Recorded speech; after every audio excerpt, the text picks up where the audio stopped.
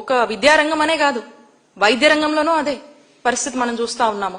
108 వాహనాలు మనం చూస్తా ఉన్నాము. ఈ రోజున 108 వాహనాలు రాష్ట్ర వ్యాప్తంగా కూడా షెడ్లకే పరిమితమైనటువంటి పరిస్థితులు మరుగున పడ్డాయి. ఈరోజు ఎక్కడికక్కడ ఏమాత్రం కూడా పనిచేయనటువంటి పరిస్థితులు.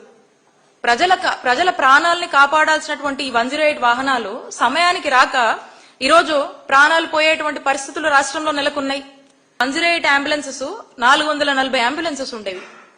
మరి జగనన్న హయాంలో 2019 నుంచి 24 వరకు 768 అంబులెన్సెస్ పెంచాం వీటిని. అలాగే ఇంతకుముందు సుమారు 1,20,000 మంది జనాభాకు ఒక అంబులెన్స్ ఉండేది చంద్రబాబు నాయుడు గారి హయాంలో. మరి మన జగనన్న వచ్చాక 74,000 మందికి ఒక అంబులెన్స్ కేటాయించడం జరిగింది. ఎందుకంటే దాని కమ్యూట్ ఈజ్ బాగుండాలి.